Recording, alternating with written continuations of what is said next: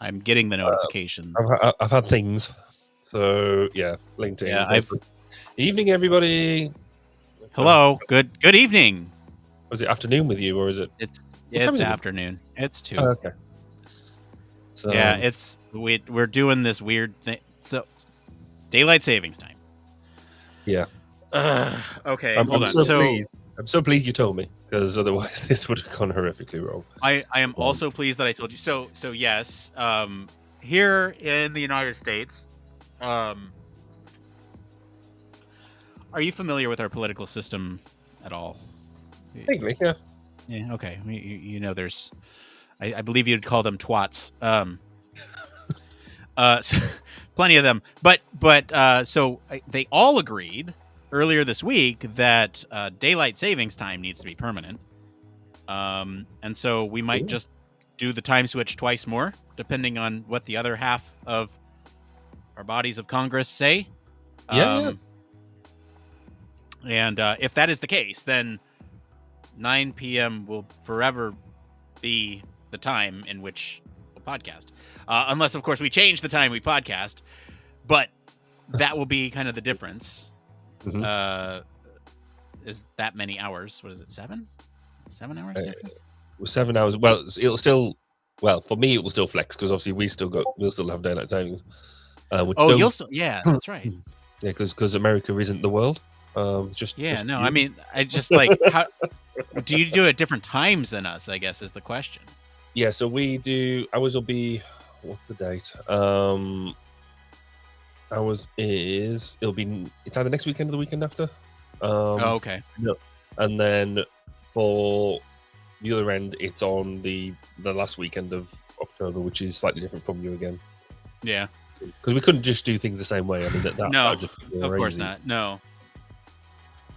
So anyway, we're doing that. You're hi everybody. Yeah, that's right. We're like public. We're live. I forgot. You know, we do that thing. You know the bit where you said, "Should we go live?" and I said yes, and then you press go. Yes, I did say exactly those things, and this is what happens when you do that. Okay, thank you for explaining the internet to me, because I am. Look, everyone, it's been a really rough week. You can tell by the number of energy drinks on my desk.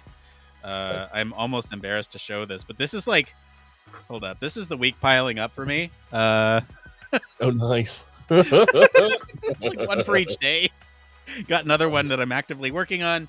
To sustain me through this, I wouldn't even call it a trying time. It's just a, oh, it's so busy. I would say, at least you can leave your office. I can't. Yeah, you can't. You, Mr. COVID over here. Yeah, I've got friends on board, and not great ones at that. So, longtime listeners of the pre-show will recall that I have, what's the word for it? I have, okay, so actually, it wasn't known that I was the issue here. That It Came From Reddit auto poster behind the scenes here has been broken for months, and we couldn't figure out why. Today, I figured out why. I finally decided to open up Zapier and say, okay, why is this not kicking through? Because I was going through the show notes and thought, yeah, we should probably do this. And sure enough, what happened was I had simplified some workflows to be like, you know, so we're using different automated systems. We have IFT, and then we have Zapier. Sorry, it's one of those weeks. IFT and Zapier, and we have several different communities that we chat through, and so one of them is Discord, and one of them is Slack, and one of them is slowly dying by attrition. And so with that, I decided to kill the It Came From posts in Slack because we weren't using them. They weren't public. We're now using them solely off of our Discord.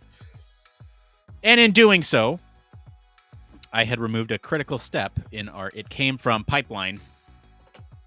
Therefore, I am now in IFT trying to port everything over to Discord from Slack. and I am having a fun time doing so. And so that means hopefully next week we will have some stuff in the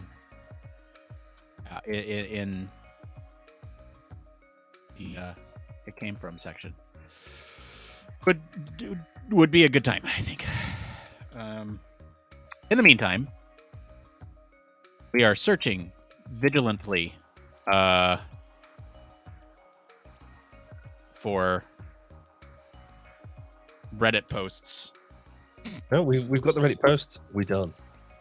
They are done, and you have picked some controversial. I've just taken a bit of moral. I'm using any excuse because I'm ill.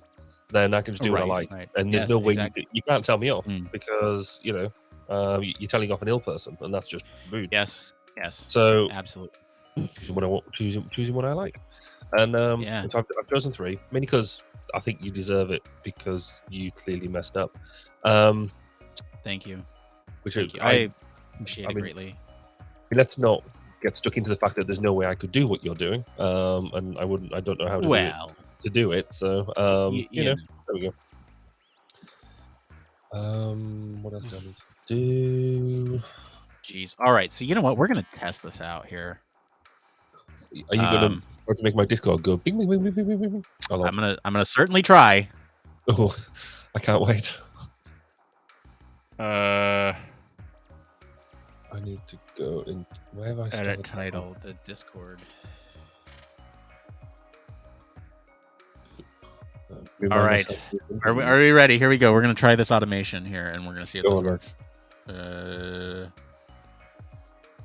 It should be it came from bot. It might be ifed, but we'll see. Check now. Oh, applets usually run within 5 minutes, so we shall see. We shall see. Okay, well, that's in the works, I guess. So at some point, I expect Discord just to start going ding. Just one ding. It should just be one ding. I'm not going hard on the dings yet. We want to be careful about the dings. Man, I have to apologize. I am very low energy tonight. It's been a draining week. Well, it's just some of these weeks hit it, doesn't it? It's yes, it really does. It's no, I've literally I've been doing that thing where yesterday and today I've had to do some major presentations, and I've literally been when we sort of joked about everybody through COVID and through the pandemic of COVID, and sort of been having a nice formal shirt on, but whilst wearing either shorts or pajama bottoms and that sort of stuff. Yeah, that's been me this week. I haven't really done it all the way through COVID as such, but yeah, this week has been very much of the let's just put something fairly respectable on the top because nobody can see anything else. So yeah, exactly. Oh, well, unless you get up. Did you see that clip of somebody on a Zoom meeting, and they get up to show they get up to grab something to show everybody, and he's wearing shorts underneath his dress shirt. Oh. And then one of the other guys goes on the call. Hey, Tim, nice shorts, and he gets really embarrassed. And then the other guy stands up, and he's wearing yes, yeah. He's like, me too. Yes. Yeah. But there are other more unfortunate ones where people have thought their cameras have been switched off. And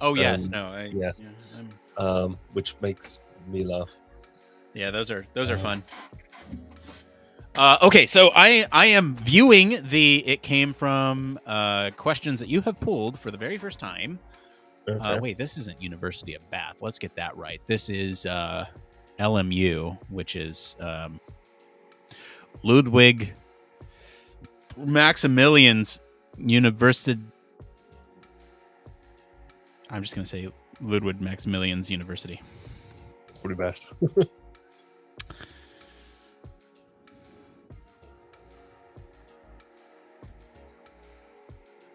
To our friends. We have friends everywhere. You realize that every single news story that we've ever had on the show is from our friends? Yes. Evening, Mr. Denton. It's why are you so surprised we've actually got friends? What's that? Why are you so surprised that we've got friends? No, I'm just saying, like, it's surprising that every story is from our friends. We do have, I see what you mean. Yes. yeah, we have plenty of friends. Speak for yourself. Well, Uh, I don't have many friends. I have people that listen to this thing for whatever reason. Okay, hang on. So you have, okay, so how would you approach prioritization for a product that is very broken? Okay, great. Feeling overwhelmed with my new job? Great. Paper prototyping is the biggest waste of time ever. That is the controversial one. Controversial. Do you want to do that Ready? one first, or to make sure it doesn't drop off? Or you want to work up to it? Yeah, we'll get to it because I will be quite cheeky by that point, and it'll be good time. Cool. I'm going to be using my mute button on quite a regular basis, I fancy. Yeah, well, you know what? I've started using the mute button while we're actually recording because I realized that my chair is quite squeaky. You need a new chair. Oh yeah, that's what you mean. Yeah, you can hear it. I can hear it when I go back and edit the audio. So I start muting my mic.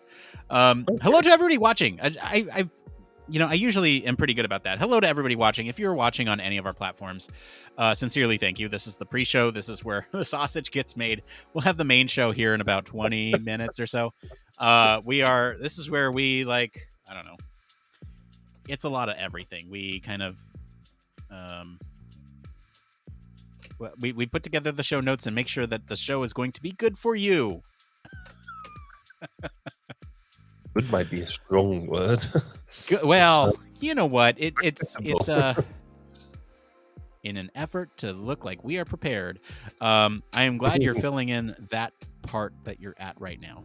So I was going to ask, and I need a link to that. If you could just throw that in the chat for me, because I need to put that in the show notes.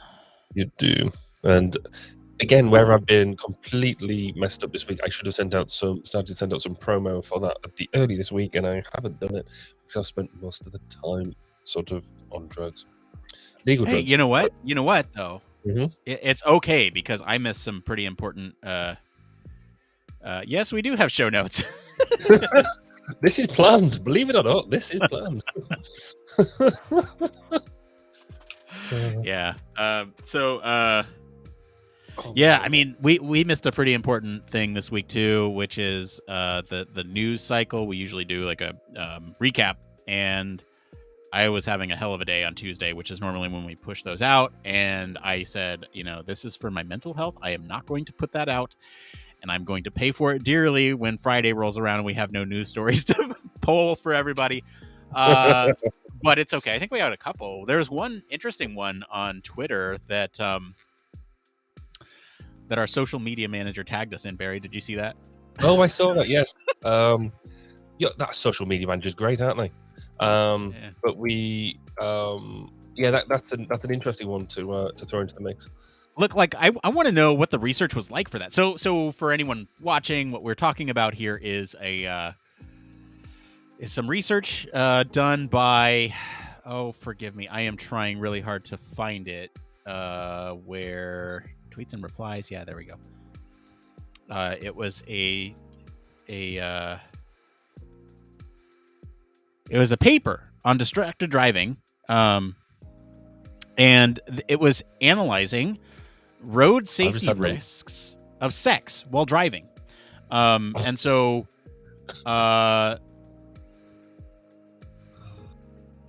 some of the methodology of this is interesting.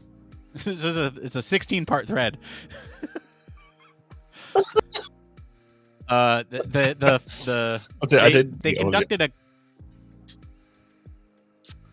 They conducted a content analysis of 270 Pornhub videos featuring drivers and moving vehicles engaging in sexual activities. So the research.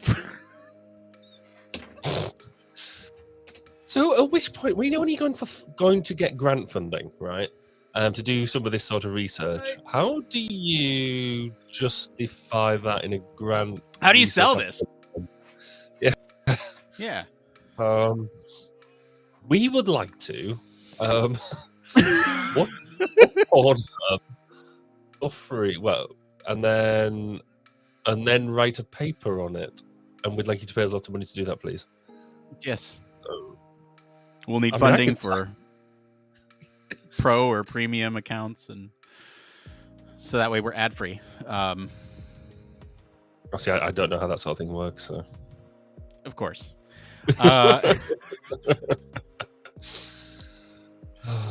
Yeah, it's interesting, and would be a fun conversation. I feel like our audience would probably pick this story. Most of the videos depicted male drivers and female passengers. Videos with 2 vehicle occupants were the most common. Contrary to past research, passengers aren't a protective factor against distraction. Not in that situation. Our focus in the study was to understand interactions with road safety, off-road glances greater than 2 seconds, vehicle control, and driver behaviors, mobile phone use, seatbelt wearing. What they found is that a third of the drivers didn't wear a seatbelt when the vehicle was moving. When they did wear a seatbelt, drivers were less likely to ejaculate. Seatbelt limits masturbation and oral sex. The vehicle control was impaired. Most drivers, 75%, didn't keep 2 hands on the steering wheel. Recommended, and 8% didn't have both feet in the pedal area. There's a mirror signal maneuver joke here somewhere as well. This explains the most commonly reported sex while driving incidents involving lane drifting. So, lane correction. That's where it comes in. That's why it's been needed.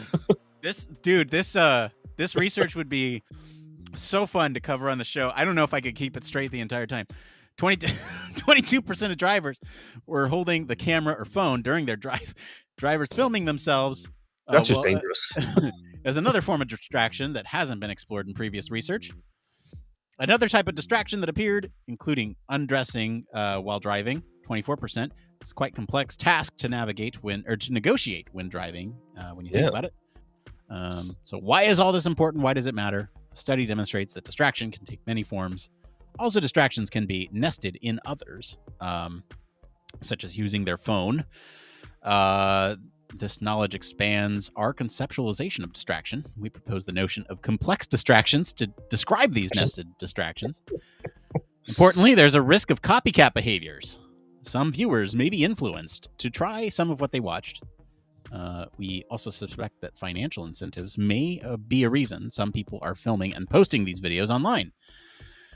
We should keep this in mind. As cars become increasingly automated, we found vehicles featuring Tesla vehicles. Sexual activity may become more prevalent as driving becomes less demanding. On a final note, sex while driving is a risky behavior that requires both multidisciplinary and cross-sectional collaboration to address health and transport and education all need to work together.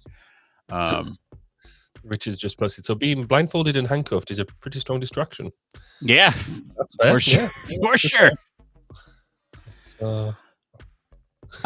Yeah. So this would be a really fun story. I'm going to include it in our list of. I'm just trying to stitch us up, aren't you? So look, every once in a while, we need a curveball to throw in there. Just see if anybody's paying attention. Exactly. And I don't know why. So I've been looking at our numbers, and last week's show is kind of off the charts. I don't know why. We did nothing different. What was last week's show? I forgot. Oh, dude. What did we talk about last week? It must have been awesome. Yeah, it was. It was. I'll tell you in a second. It was workplace relationships. Was it? Yeah. Human factors of workplace relationships, improving creativity. The whole creativity. Yes. Yeah, the creativity. I don't know what I'm talking about. That nobody. And that has performed. That's one of our best performing episodes in terms of pacing, which is great. So I wonder what. This is where we need you people who are listening to give us some feedback as to what works well and what doesn't, because, like I say, that show was no real different to what we usually do. It's just excellence in an hour-long recording. I have a suspicion. I think it's probably in the name of the title, because workplace relationships, it doesn't specify whether or not it is interpersonal or romantic, and so I would imagine most people clicked on it thinking romantic when we were talking about interpersonal. So it was a little bit clickbaity and unintentionally. So that I find fascinating. And so people looked at the title. People looked at the title and said, "Workplace relationships improve creativity." What? And yeah, they do. But have you got the stats for how long people listen to them for? So did people sort of just listen for 10 minutes and then I have partial data on that. If I it'd be interesting, because if people sort of just listened to maybe 10 minutes and went, "Nah, this isn't talking about people getting on in the office." I'm going to check right now, because we have some stats on that. It's through. So I've got to say, in terms of, so I think we've talked about this before, where my podcast is hosted by Blueberry, and they've just redone all of their stats, their stats page, and it's now really quite amazing. You get retention, impactful plays, trends, all that sort of stuff. Right. Straight from the off. It's really quite neat. I'm quite impressed. And as we know, it takes a lot to impress me. Nobody ever. So interestingly enough, yeah, it looks like. Wow, what? That can't be. I guess it could. Average consumption of that episode is down by. I don't know, 10%. Well, that's not bad. I think. But what I'm looking at our numbers is stuff is hit or miss. Like we're talking about the difference between a 60% consumption rate, which is actually really good for an hour-long episode. Yeah. All the way down to 10% for some of our episodes, and this is on. This sample size is not great. So I'm using Apple, which is one piece of it. Yeah. It's not. It's nowhere near the whole picture. I don't have data. I need to switch to Blueberry, I think. It's quite cool. I mean, I could just straight off the bat now, what they're saying is that over 87% of my episodes are. What's that mean? 87% of my episodes are impactful, which they classify as being somebody's listened to over 75%. So, which is quite neat, because by the time you take off the bit at the end where people don't listen, because as soon as regular listeners don't listen to the end of your podcast. No, and people skip around too. For us, it's the Patreon commercial, and some people even skip through the programming notes. I don't know why you'd skip through that. This is probably the hidden gold. Probably. And actually, they've just updated it as well, because if people listen only partially, then the average length of a partial listen is 23 minutes. Yeah, my average episode length, that seems low. I thought they're always more than that, is 39 minutes. So, that's interesting. Oh, because then I do have a couple of episodes that because they're welcome to the start of the year type of thing. Right. So they'll throw the image out. Anyway, interesting numbers. Indeed. We like a bit of stats. Have you done your... Yes. No, sorry, not your one more thing. One more thing. Yes, I have my one more thing. My one more thing is awesome. And I'm actually going to... Yes, I do. have my one more thing. Cool, well done. I'll just put mine in now. Yeah. I'm going to prep my one more thing because it's a show and tell that I will need to describe. Here we go. Quite. I'll need to describe it quite well for our listeners. It's nothing to do with that story you were just reading out. Just checking. No. No.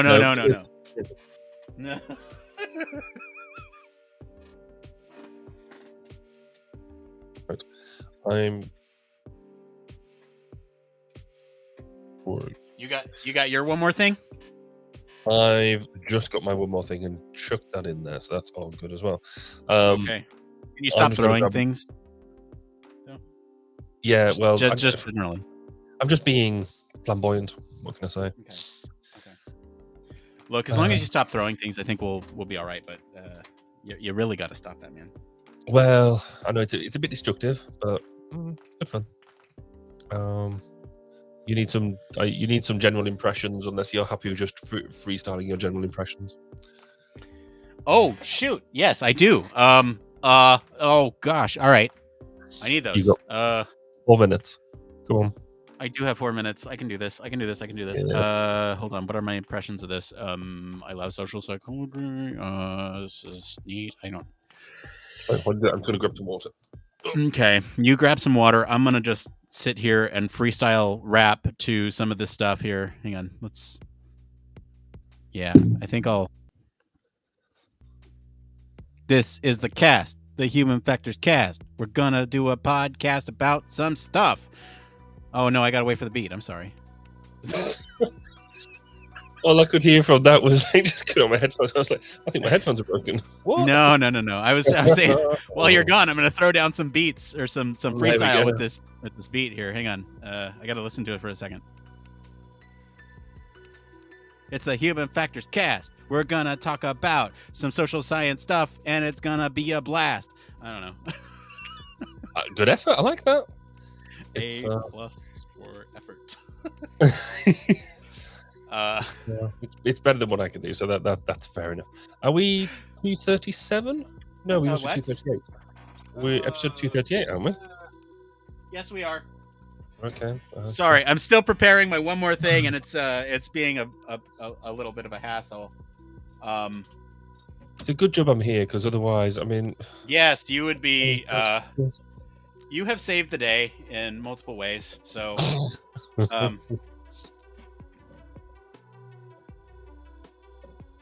Oh, this beat is rad. Oh, that's what I meant to check. We are doing restream out. So where did I put that? 238, March 17th. Yeah. Why is that stopped working? Oh no, why is my entire stream deck stopped working? Oh no. That's annoying. Can I reboot my stream deck? Possibly. Hang on, I could always just oh, never mind. I was gonna say I could always freestyle rap while you're poorly while you're doing the stream deck of it. See, what I meant to do was label up all of my USB, plugs. So because I've got them set up so I can actually switch them on and off individually, just in case things need a swift reboot. And I keep on talking about it and just haven't done it yet. So, which is annoying. Right. Okay. Oh, there we go. That's better. Thankfully, due to software, I could do a soft reboot. We are good. So I should. Does that work? Oh, that works again. That's good. That's why it wasn't working. That means it hasn't been working all day. I was trying to do the zoomy-in thing for meetings for when I was trying not to show everybody else what's going on in the background. All right. Cool. I think we're good. If you're watching, stick around. We're gonna play a little intro thing, and then we'll be back with a regular show, and hopefully somehow I will transform into higher energy. Okay, ready? Let's go.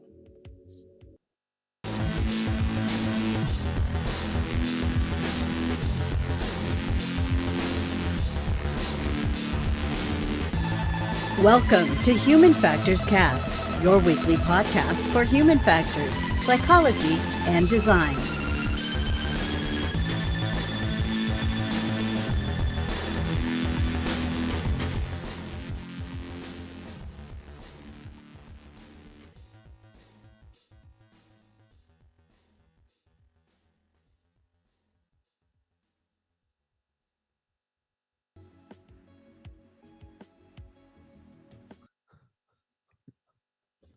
Check your audio settings. Nick, are you on the right mic?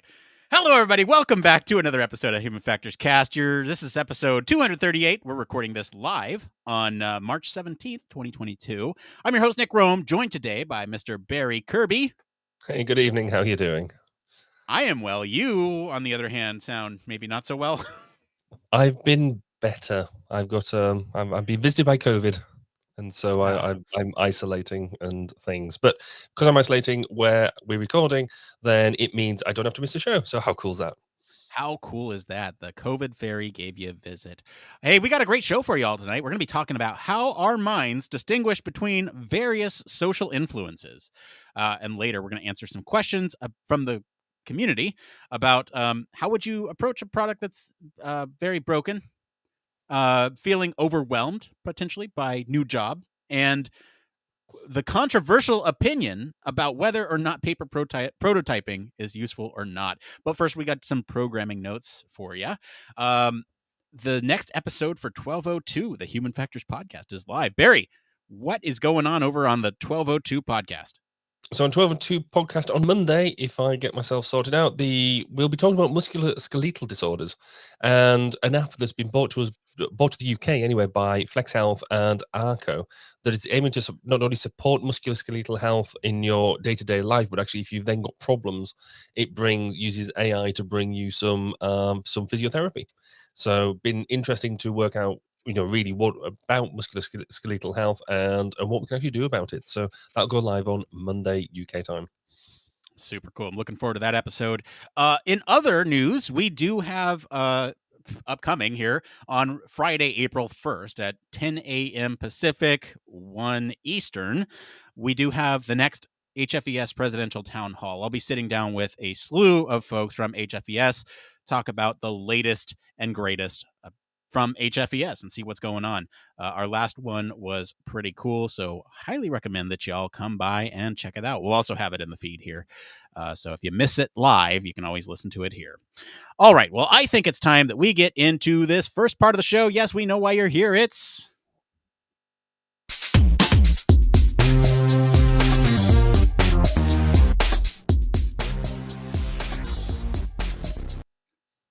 Human Factors News. This is the part of the show all about bicycling. I don't know. Sometimes we pick these stories and you pick them. So it's going to be a great time. Barry, what's the story this week?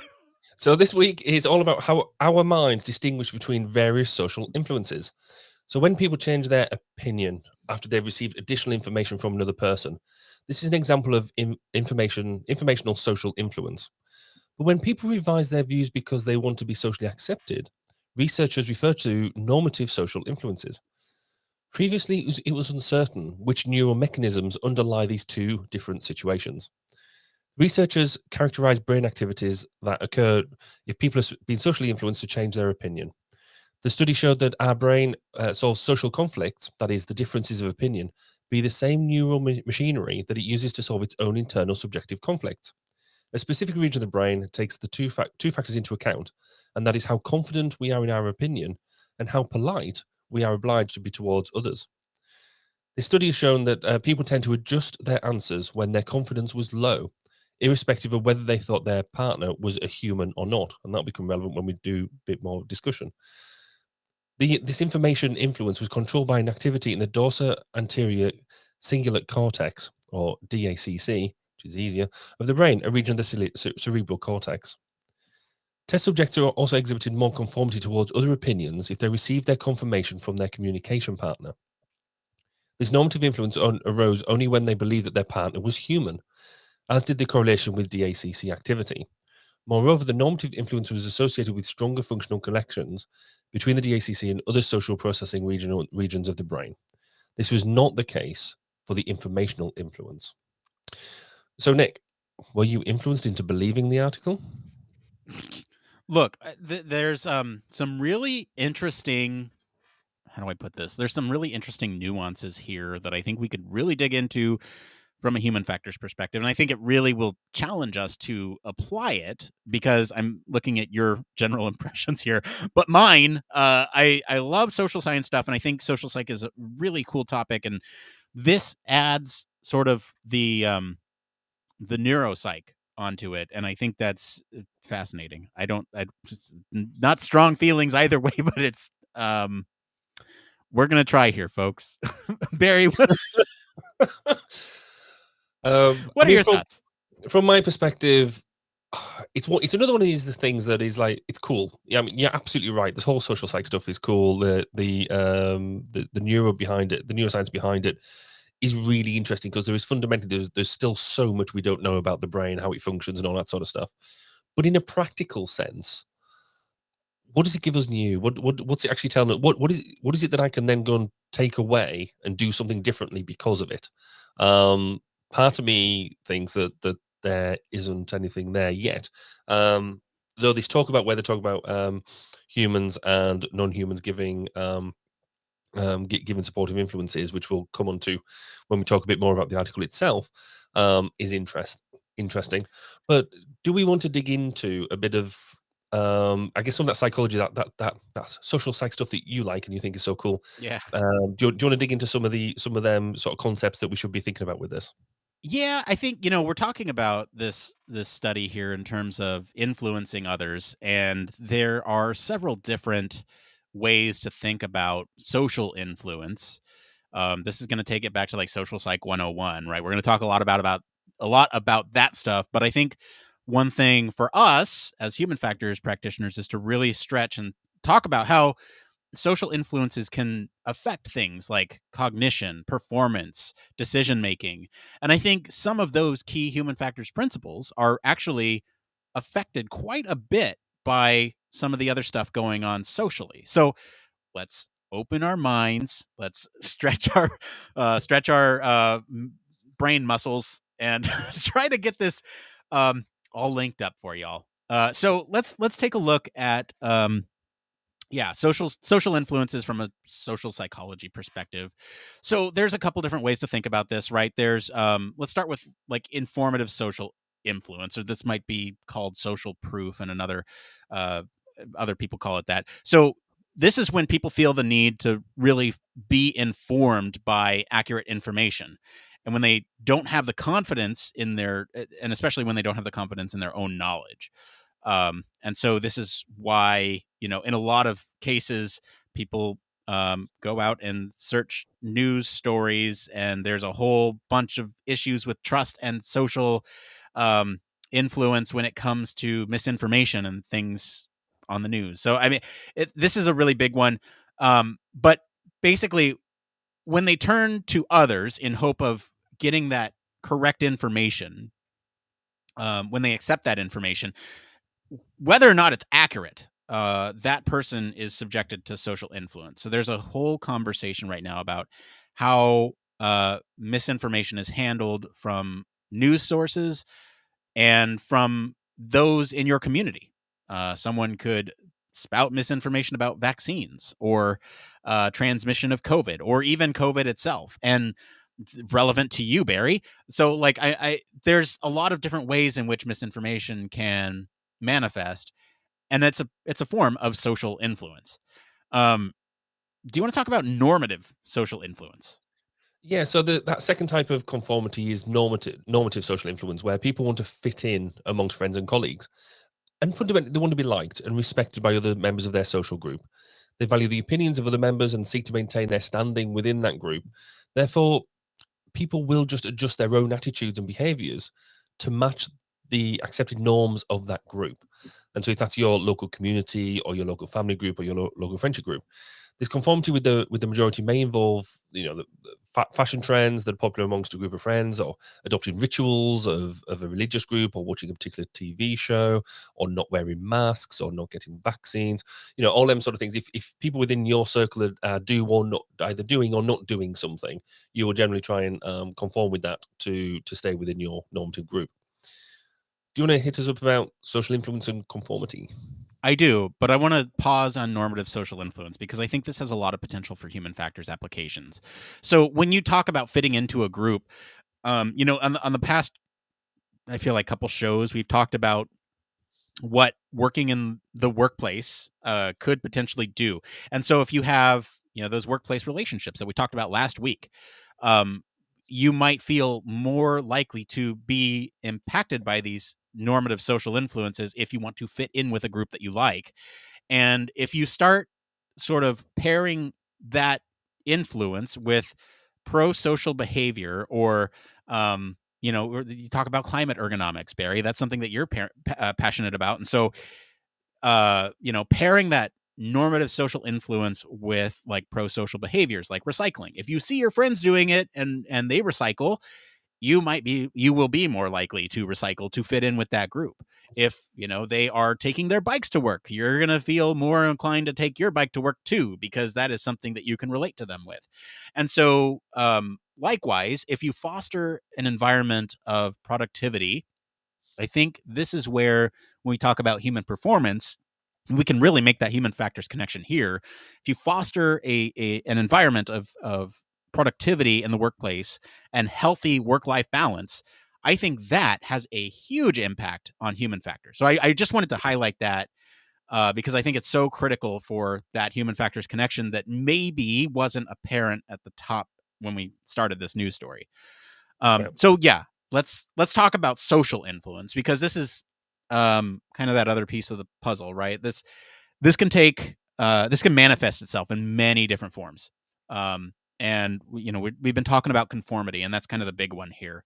So conformity at its base is when somebody adopts the opinions or behaviors of another person or another groups. This often occurs in groups, and it usually happens when an individual conforms to those social norms that are respected by everybody in that group. Right? We talked just about that normative social influence. I think this is really getting at that. Right?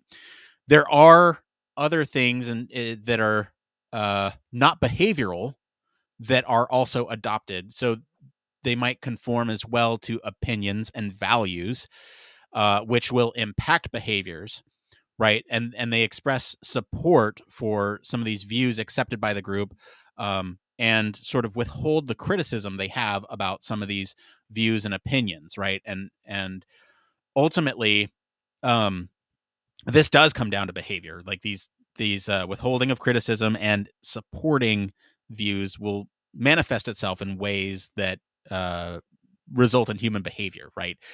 They'll behave in a way that's similar to others in that group.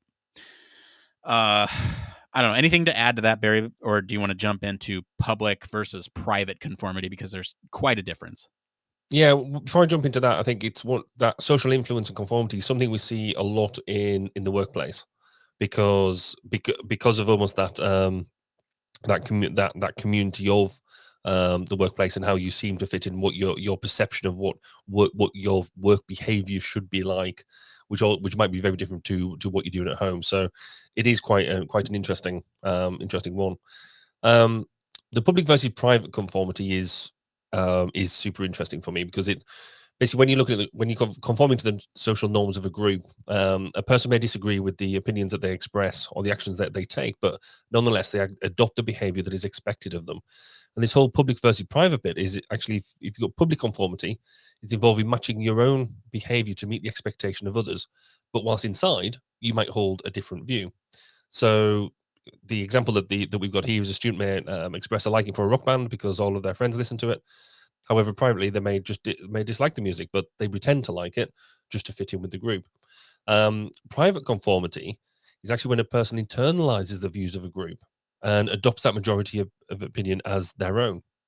So, for instance, using the same idea, that the student listens to the music of the rock band that their friends like.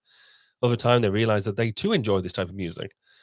Their own personal opinion has changed. Private conformity has occurred. So that's really quite interesting about how you how you internally view and externally view everything that's going on around you. Which is, again, if we can influence people to, I mean, well, that's a key influencing measure about how to get people to not just talk about and pretend that they like what they're doing for you, but actually internalize it and make them actually feel like what they're doing. Do you have any thoughts on that? Yeah, I mean, there's a third kind of option here, which is identification. You talk about public, you talk about private. There's identification where an individual identifies kind of with other members of a group and conforms to their opinions and behaviors. And when they do that, they may seek to gain the favor of other members and to be accepted in the group. So it's almost like uh, trying to change yourself to be in that group rather than being in a group by default and adapting to group think, right? So, for example, this might be an employee joining an office, right? We keep bringing up the workplace here. They might go bowling as colleagues, and they might like to go once a week. And I think we actually talked about actually going out Mm. as an example last week.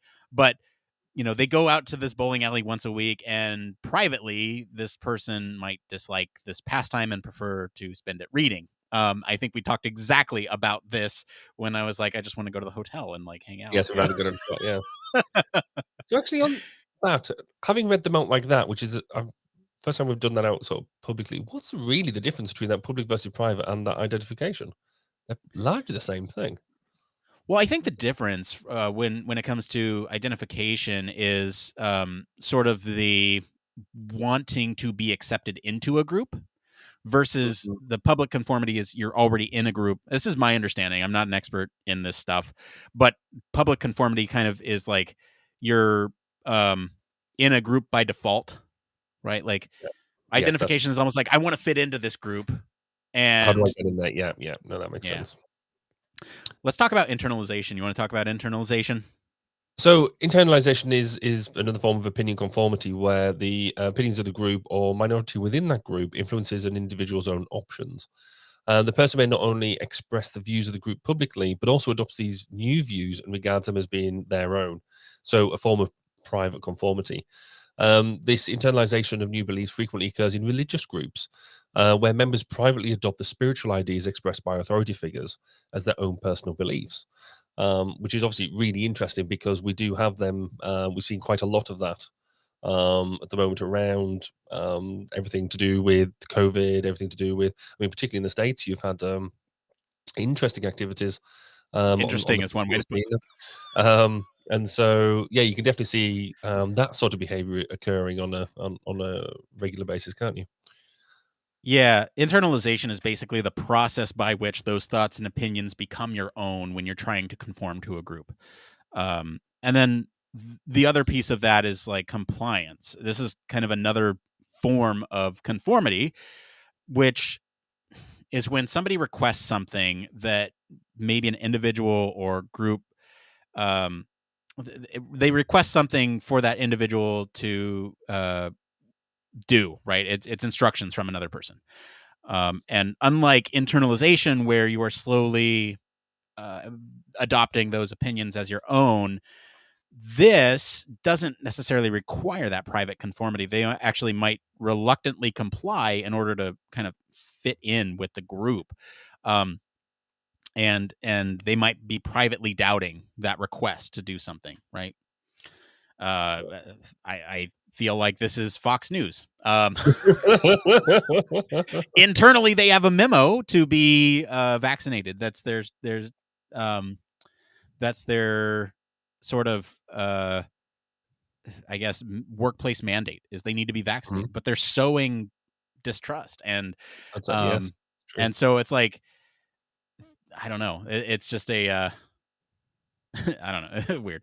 But I mean compliance, right? When you think about complying with these uh sort of requests, it frequently occurs when a person is asked by an authority figure. And so when you think about authority figures, you're thinking about hierarchical relationships most of the time, right? If you have some sort of person of authority, meaning your boss or a law enforcement officer or somebody who holds public office, any one of these roles, which is seen as authoritative figures, you might have I don't know, you might be more likely to comply to those, right? You might have drivers complying with the directions given by traffic wardens because they have authority over traffic. And students comply with the requests of their teachers, who also have a position of authority in the classroom. That's very different from obedience. So compliance is sort of I guess. Let's talk about the difference. You want to talk about obedience, then we can talk about the difference between them too. Yeah, so obedience is similar to compliance in that you basically getting people to do as they're told. In the fact the person modifies their behavior to obey the directions of another, often with positions of authority, but it doesn't actually require the subject to alter his or her own private opinion. Where we see this is largely in hierarchical organizations, such as, the military is a really good example where, because you're in that hierarchy and it's an autocratic organization, you get told what to do, you get given an order, you carry it out. That is that obedience, which for me is different to the compliance, because the compliance, you may not actually know the person who's given you the direction or the order, but because you respect the position that they're in, and it could be just probably more of a one-off event, you will do it because of the social norms around complying with what you're doing. Whereas the obedience is doing it on a much more repetitive, and you will repeatedly do it. Do you have Good a different save. take on that? No. Good save. I brought up hierarchical and compliance, and I was wrong. Well, I But yeah, didn't like to say that in public, but yeah, I'm calling myself out there. I didn't want anyone else to call me out on Twitter or anything. So yeah, you're right. I think there's a distinct difference. One is because somebody holds a position of authority, and the other is because there is a hierarchical relationship. Compliance versus obedience. And when you talk about that hierarchical relationship, there's also sort of social roles, right? It's different in the sense that there are roles in which people find themselves, and this could be a human factors application here too, right? If you think about the way in which people perform, you talk about human factors practitioner. What does that role do at work? You talk about a UX designer versus UX researcher. What are the differences in those roles? And so if you think about sort of assigning each of these roles with a set of attitudes and behaviors with those roles or responsibilities, even if you're thinking about workplace, right? And the role that person has to do, or the things that person has to do in that role, it can influence their actions and opinions, right? They might ultimately, as like let's say someone's a designer and they slowly start to think more like a designer because they're in that role and they're getting more experience with those types of things. Likewise, if you're in a research role, you might start thinking about research differently and interacting with other researchers and trying to do that. And if you're a human factors practitioner, who the hell knows what that is? Like really. So you have these roles, but that when we talk about them in a social sense, you can think about being influenced by a number of different roles at one time, right? You wear many different hats. You're a dad, you're a brother, you're I don't know, a son, you're a worker, you are you name it, right? And so you play a professional role, you play your profession, and that's associated with different types of behavior. So for example, right, people expect a doctor or a naval office to be a little bit more serious than a circus entertainer. It's not always true, but but you might try to fulfill this assumption when you are given that role. If your idea of a doctor is serious, then you might, if you are pursuing a medical degree, slowly become less fun. And throwing shade on doctors here. I'm just kidding. But He's not kidding at all. But I mean, Uh, there's other types of roles as well too, right? We all know gender roles, family roles, different societal roles. Those can also influence behavior. And this is like classic Zimbardo. Um, if you think back to Psych 101 and the prison experiment, this, mm. assigning people to roles, and they kind of perform it. Do you want to talk about minority influence?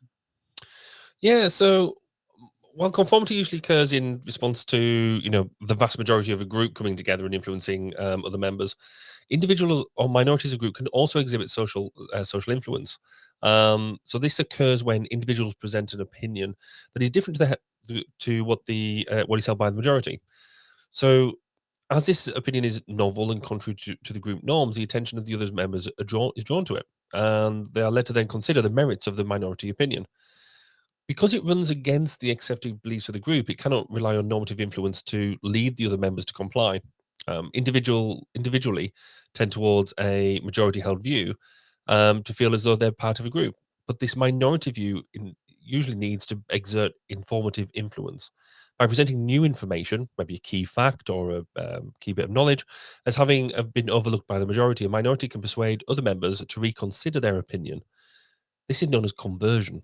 If minority influence is able to convert a significant number of people or a sufficient number of members within the group, it will become the majority opinion within the group.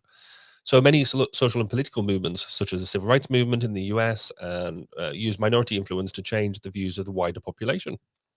So that's something you see quite a lot, as it states in the political domain, where you go out and try and convert people, almost that one at a time approach, to get your minority view to be taken to be by the majority, which is Yeah. quite cool. Yeah. So and then you have Cialdini, who Mhm. is like king of influence, or well-known name, the Yeah. principles of influence. There's several different principles. We can kind of go through back and forth one by one. But we'll start with like reciprocity, right? And these are other ways to kind of think about influence, right? So reciprocity, you're basically more inclined to give back when people give something to you. So think about like a gift or a certain behavior or service, right? I mean, there's been studies that have, you send a Christmas card with $20 to somebody, and they'll send you one back without even knowing Mhm. you, with money in it, because they must have just forgot about you and they feel bad. Yeah. It's rather remarkable thing, the reciprocity thing. So I mean, when you think about influence, what's up next? So scarcity is basically around if you try and make out that something isn't going to exist anymore, so there's going to be less of something, then people want more of it, and it's quite a typical technique used by stores and stuff like that to say you see so many sales of end of line sales and all that sort of stuff. As soon as people think they're not going to get something anymore, then suddenly demand for everything shoots through the roof, and so telling people that something's going to become scarce is a key driver to getting people to want it. Do you want to talk about authority? Yeah, I mean, we talked about compliance and obedience. This is really kind of that encapsulated in authority, right? It's people follow the lead of credible, knowledgeable experts, or those that are in hierarchical roles from them, that have that authority to do something. Hmm. But then also there's this idea of consistency.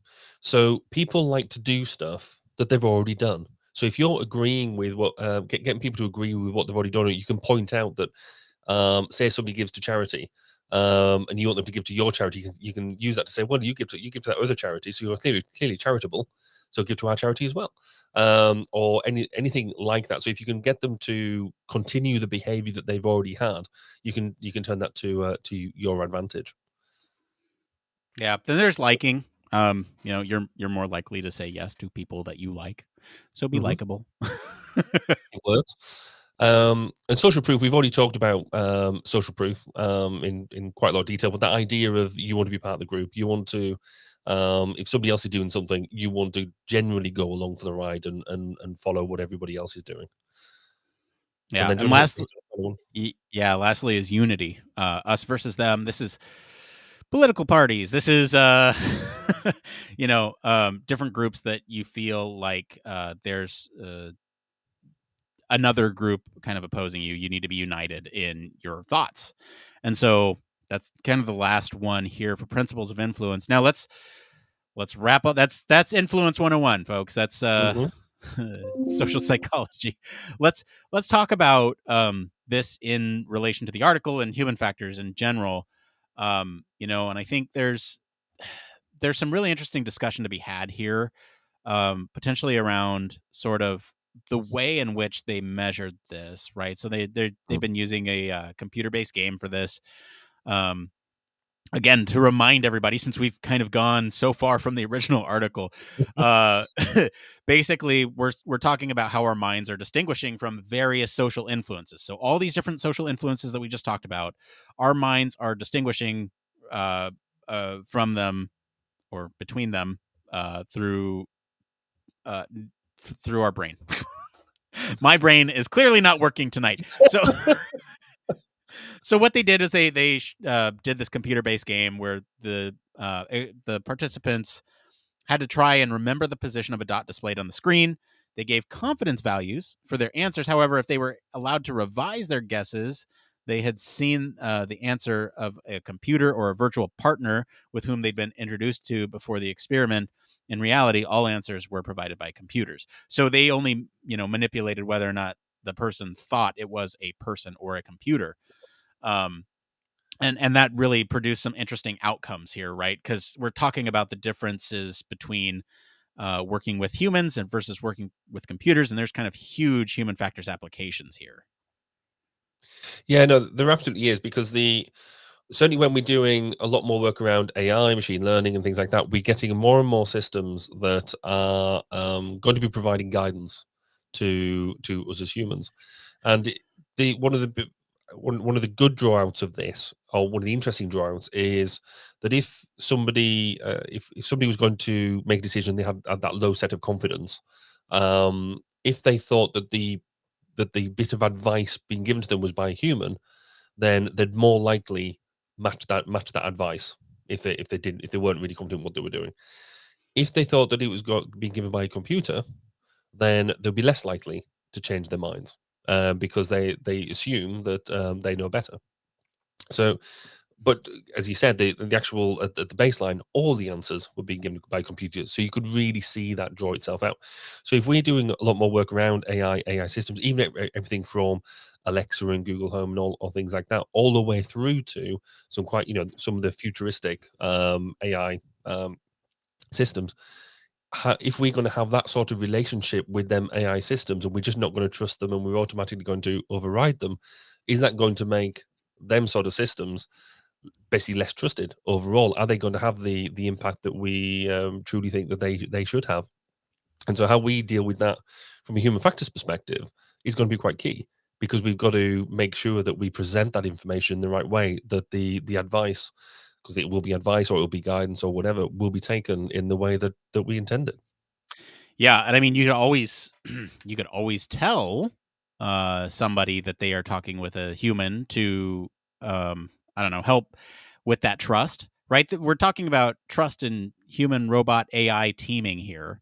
And so there's going to be what I see is a bunch of ethical questions of when do you tell somebody that it is a robot versus when do you tell somebody it's a human, if that robot is going to, or that AI is going to give you a much more accurate assessment of the situation, especially in like the military domain, right? I can imagine this would be a very tricky needle to thread.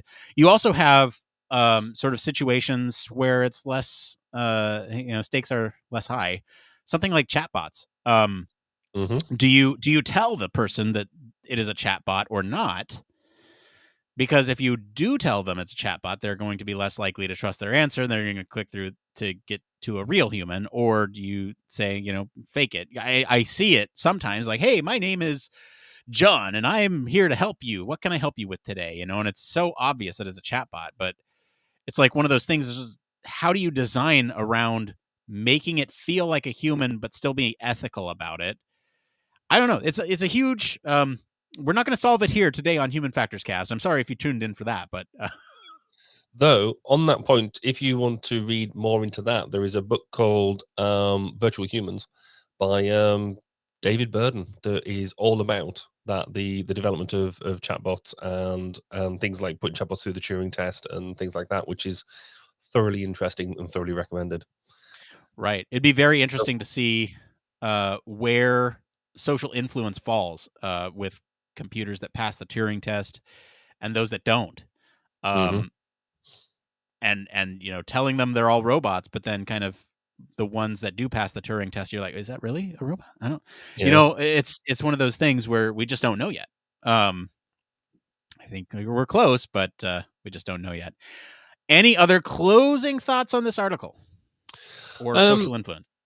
yeah, I think it's interesting. Like I said, I think it's another foundation article, foundation building block for us to work on. I think the true value for me is that bit in the difference between how we take AI, how we take influence from people, and the difference between the two. And it'll be interesting to see what they go on and study next. What about you? Have you any final thoughts? This was a struggle. I mean, look, well, I do post these. I'm the one who goes through, so I So guess this it's is on all me. your own fault. But like I'm really thankful we did it because it was an exercise for us to stretch and to really think about this from a human factors perspective. I knew when I saw it, it was human Mm, factors. It's one of those things. It's like, what is art? Well, I know it when I'll see it. And so for me, this was human factors in the sense that it has some underlying mechanisms that will contribute to human factors discussion. It in itself is not human factors. And so I always appreciate the ones that make us stretch far to get to that human factors application because really, human factors is everything when you think about it. absolutely. So I may have pulled this story, but thank you to our patrons and everyone on Twitter who voted for selecting our topic this week, and thank you to our friends over at Ludwig Maximilian's University for our news story this week. If you want to follow along, we do post links to the original articles and our weekly roundups on our blog. You can also join us on Discord for more discussion on these stories. We're going to take a quick break, and we'll be back to see what's going on in the human factors community right after this. Human Factors Cast brings you the best in human factors news, interviews, conference coverage, and overall fun conversations into each and every episode we produce. But we can't do it without you. The Human Factors Cast network is 100% listener supported. All the funds that go into running the show come from our listeners. Our patrons are our priority, and we want to ensure we're giving back to you for supporting us.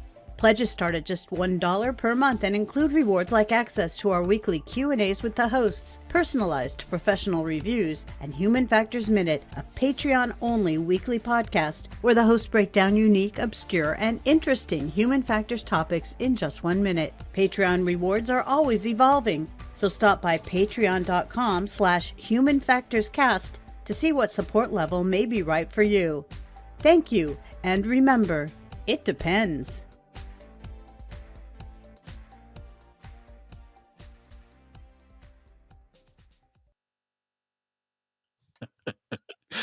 Huge thank you, as always, to our patrons. Especially want to thank our honorary Human Factors Cast staff patrons, Michelle Tripp.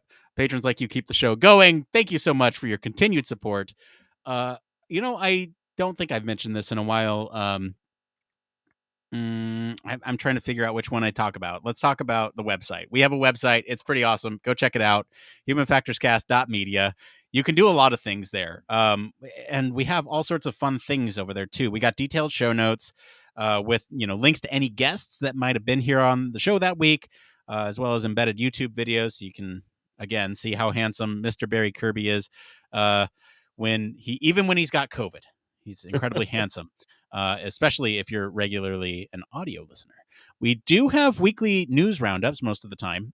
This week we didn't have one, but most weeks we do. So you can check those out for stories that didn't make the cut. There's also ways to submit your own stories. So if you're working on something interesting that you think it would be a great thing for us to talk about on the show, there's a submit button in the show notes. You can also search our episodes. If you are looking for specific content, you want to know what's going on with influencing, you can search that and it will return every episode where we mention that. We also have conference recaps up there. And if it's been a minute since you've checked out the website, just go take a look. It's humanfactorscast.media. All right. With that, I think it's time that we get into this next part of the show we like to call from. It came from.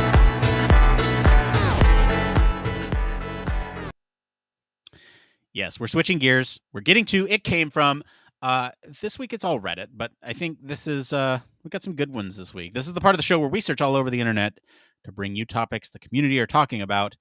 Community is talking about.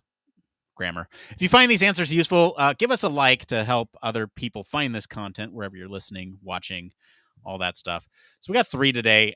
Let's take this first one here. This is, how do you approach prioritization for a product that is very broken? What techniques would you use to find the severe issues? This is by Chicken Crawl Crew on the user experience subreddit.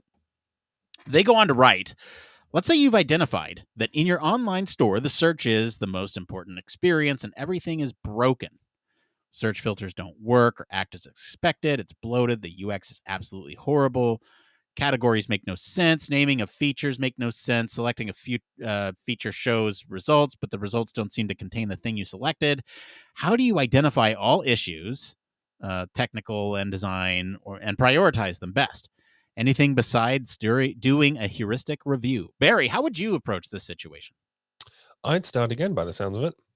I think there is, I mean, almost seriously on that point, there is certain times when if you've got something like that and that just sounds like a horror story, that sometimes it's easy to just start again, go and work out, right, what is your, if it's not meeting what you expect in terms of a user experience, what is the user experience? Go back to basics in terms of what are your user stories, and the workflows that you're expecting, and start it through again.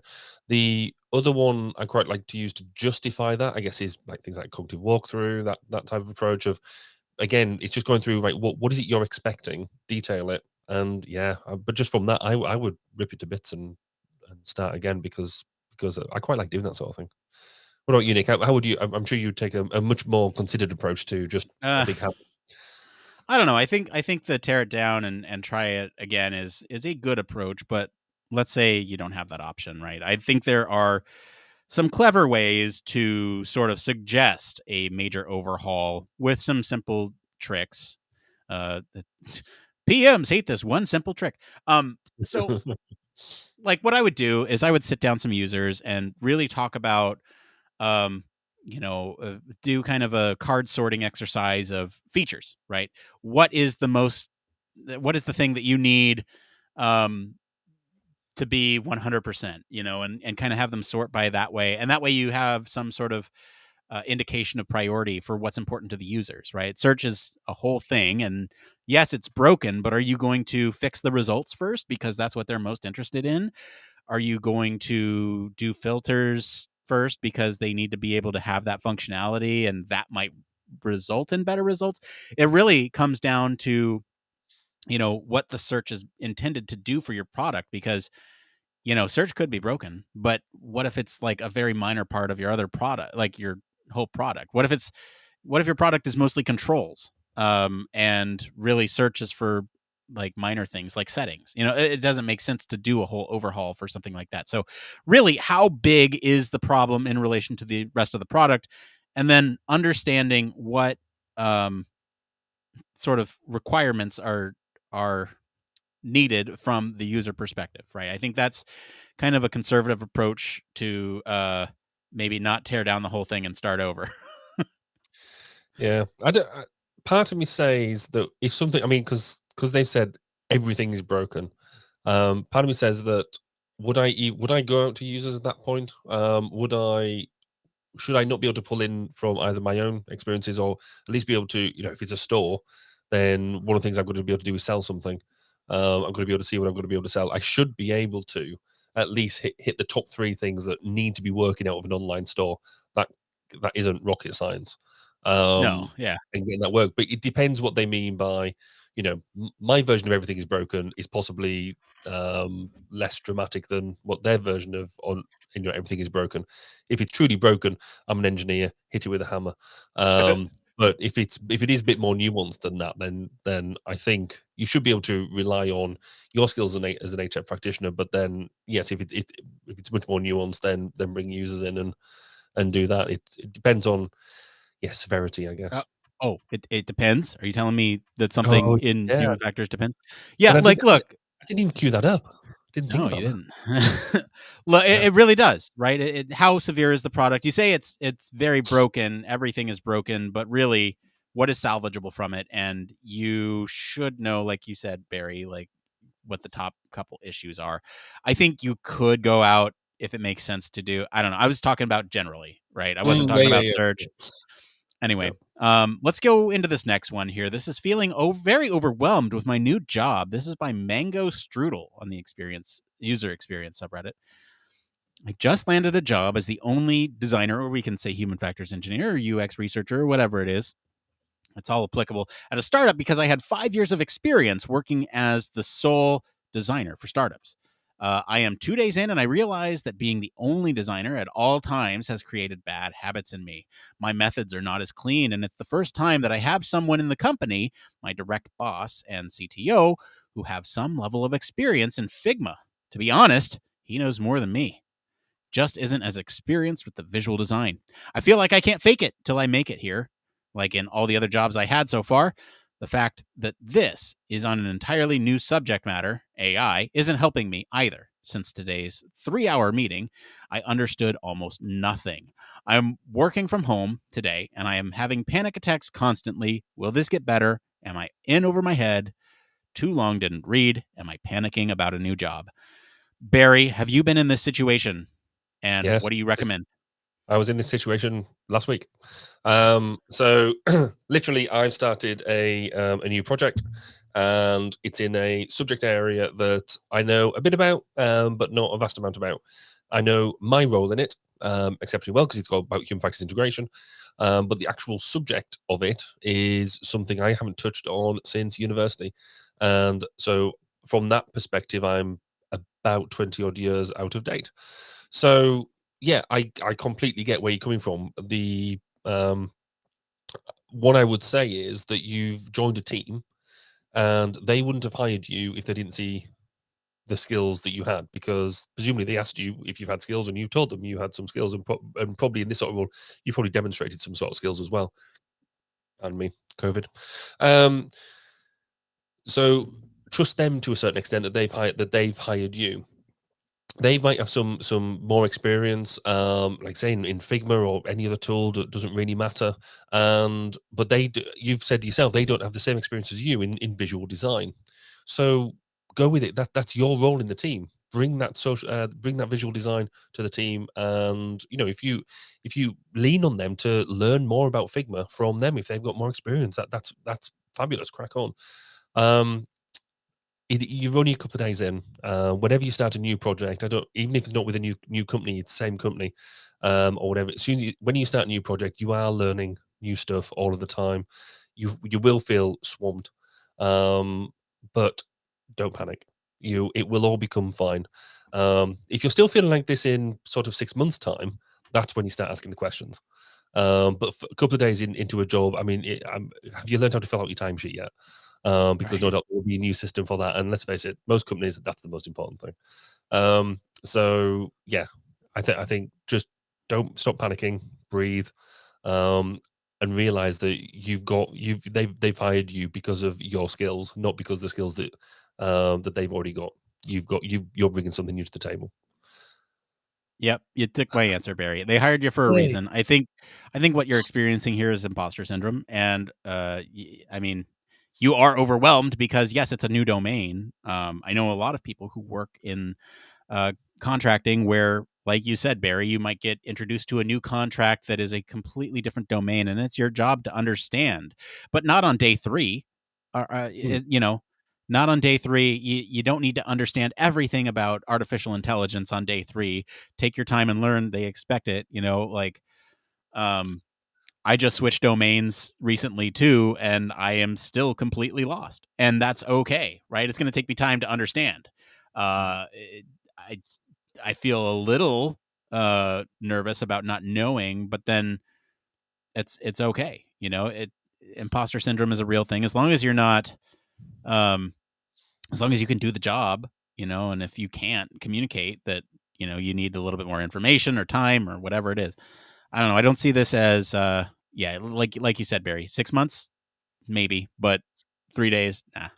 I mean, let's face it, learning about AI is a day 5 thing, not a day 3 thing. Right. Um, Yeah. 3-hour and if you meeting want is like definitely not a first week thing. I don't know. to, and if you want to talk about imposter syndrome, then we'll talk about that in a couple of weeks. But Yeah. All right. Last one up here. Barry, you chose this one because it's very controversial. This one is paper prototyping is the biggest waste of time ever. This is from the user experience subreddit. This is hi, I'm from Uranus or Uranus, depending on how you read it. Anyway, so they go on to write, so I'm working on an apt concept and I wanted to try paper prototyping just for fun. So the first thing is I needed paper, pen, and scissors, but I don't have any scissors on hand. So I had to spend some time just finding a scissor and having the tools I needed. Then it was over to drawing. I started by drawing up some iPhone mock-ups. I figured I could start with 10. I started to draw some user flows. I'm not going to read this whole thing. After drawing some mock-ups, I realized I wanted to change a button placement. Now I have to do everything all over. After drawing up all the screens for a very specific user flow, I had to spend some time cutting out all the mock-ups. Then user testing, switching out a screen for another takes so much time that users lost context with what they were doing. I also realized that my handwriting were more sloppy than I thought, so I spent 10 times the time with paper prototyping compared to creating a low fidelity prototype in Figma.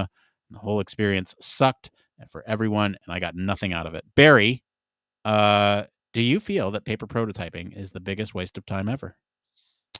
I can see from their story why they would think that. However, just think yourself lucky that you're able to use something like a tool like Figma in order to do it. What I would suggest is, having worked in defense for quite a while, there are times when you just can't use fancy new cool tools, and and this isn't just mocking things up. This could be trials. This could be anything. Pen and paper. You've got to be able to rock it back to pen and paper. However, what I would say in the description as well is of Nick, of what you read out, was it seems maybe they've gone too in depth on their paper mock-ups. Paper mock-ups should be there. They should be relatively lightweight. They should be fun. And actually, if you're drawing everything out, actually you're missing half the fun, because half the fun there is getting the users themselves to draw them out. And because if you're doing it as part of a that session, then you don't just get the users to test it, but you can actually get them to do some of the work as well. So yeah, I think there are tools out there that you can use, as you said, Figma. There's others, but that make it seem a lot quicker. But sometimes just going back to pen and paper is just the thing to do. Maybe I'm just getting old. I don't know. No, I mean, I've been in the same situation. You need to take pen and paper into secure locations where you can't have access to fun, fancy tools. The thing that I have like issues, I hate to like call people out, but like this post is frustrating for a variety of reasons. I'm the sentence, I wanted to try paper prototyping just for fun. Why would you not plan it? Why would you just in the moment decide to do it and then get frustrated when you don't have the materials to do so? Like it requires planning, it requires thought, and the fact that just on a whim, I'm going to try this, and then the fact that you're drawing the mock-ups, in a certain fidelity, and the fact that you're drawing them with a button placed on the layout Yeah. already, that is part of the issue. You draw that out separately so that way you can move it around on the overall layout. It's just, this is very frustrating to me, Barry. I think that the advice that you've given is very good. This is a situation where you need to be better prepared, and it is a tool in the toolbox. And if it's more efficient for you or the right tool for the job, then do it. But if you are better at creating low fidelity mockups in Figma, then do that. I don't know. I have a whole lot of problems with. I hate calling people out, but this post is just so frustrating. No, it does, and I was going to sort of wrap up with some of them bits around. If you're sat there going, right, we've got a prototyping session today. Right, it's going to start in half an hour. I know we're going to do pen and paper as well. So and then you've got to do all that prep work. Well, yeah, of course it's going to suck. If you do an iPhone mockups, why sit there and draw out iPhone mockups? One iPhone mockup, photocopier, done. And if you're doing them bits, and like you say, then you're printing out your objects, your artifacts, or that's what you move around, you draw on. I think you've maybe read the book but not swallowed the lesson, possibly. And yeah, you need to use the right tool for the right job, and all of that. Yeah, but it's fun. I quite like the contentious ones. So not controversial at all in our mind. All right, let's just move on. This one needs no introduction. It's one more thing. Barry, what is your one more thing this week? So, in interesting and exciting news, we're going to buy an electric vehicle. I say buy. We're going to lease an electric vehicle because they're way too expensive. With all that And I've Patreon never- money. Yeah, well, it's a Patreon and the coffee money. It's finally all come in, and hey, great! I can't wait. If only. But no, so we buying an EV, which is going to lease an EV, which is very, very exciting, and there's loads of stuff around that. But the one thing I've got, I don't know whether this applies in the same way in the States, but there is, when we first started talking about EVs, there was sort of one main network for charging, and you just rock up and there was a plug it in the car. I mean, how hard can that be, really? But of course, now as they become more popular, there's more. There's no such thing as free electricity anymore. But the different network, the different people who own the chargers, obviously want to make some money back, because you're basically taking their electricity. And so now there seems to be a whole bunch of different network providers in the area that I live in, South Wales. There seems to be about 10 or 15 different electricity car charging networks that you will need a different card for, and all this sort of stuff. So the complexity of this of EV buying now doesn't seem to be about range and stuff like that, because that's getting better. But I'm going to need to walk around with a whole flexi wallet full of about 20 or 30 RFID cards just to be able to use the chargers that I might need to use on longer journeys. There's got to be a solution here. There really has to. So I think I'm at that nervous, tentative point where I don't know quite how it's going to work. I know it's going to involve a lot of change of behavior, and change in attitude, and because it's the first time I've ever owned a brand new car, then not wanting to scratch it, and things like that. So it's quite an exciting time, but also quite scary as well. Here's what you do. You have a separate wallet that you just keep in your car that's just EV cards. And you have your other wallet that you carry with you everywhere. And whenever you go to an EV charging station, you just take out that wallet, pay, and then, leave it in there. And we have to sign up to all of these different networks to make it happen. And so I've got to work out where they all are, what they do, and all that sort of stuff. Apparently, most of them will take contactless now. Yeah, we'll make a spreadsheet, and then that's a fun bit. And a bit of a map, and all this sort of stuff. Yeah.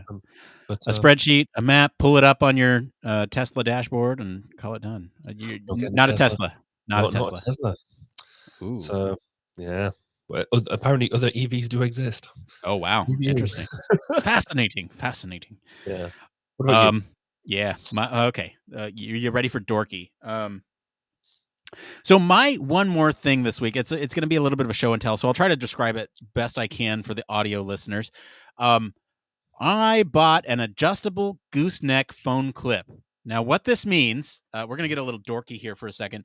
What this actually means is that it's a device that you put around your neck, and it has a magnetic clip in the front, and now I can look at my phone or whatever I want. It's a perfect time to freeze too. I was going to say, that's perfect. So to describe the scene, Nick's got this what looks like a collar on with a magnetic thing in the front of it, but the camera has frozen. In fact, now the camera is now crashed out. That's camera crashed. So this is actually a good exercise. This is actually a good exercise because I'll need to describe it for everyone. So yes, I have this like little gooseneck thing that goes around my neck, and it is effectively a phone holder that puts your phone out, like 12 inches from your face, and you can like look at your stuff while you're laying down in bed or on the couch, and it's just right there in front of you. Or you can play games, on a. Anyway, so I liked it so much that I got another one that clips on the top of my headboard and displays the phone right on top of my face while I'm like looking upwards, so I don't have to like crane my neck or anything. Pretty great, and would highly recommend it. You know that thing that you're not meant to take your phone to bed with you? Oh yes, yes. I'm aware. Okay, so now Yeah, you're just buying more things to enable that even more. yeah. What about it? What I mean, like I don't know. So What? you're not meant to take your phone to bed with you. You're meant to leave it downstairs, or in another room. I'm really bad at this, by the way, because it's got my alarm on it. And not look at it through the night, because if you look at it through the night, then just the light of it and it's sparking your brain into going means that it's going to do things and make you not sleep very well. Yeah. I've Well, been testing that. there are some sacrifices that you make, and It's true.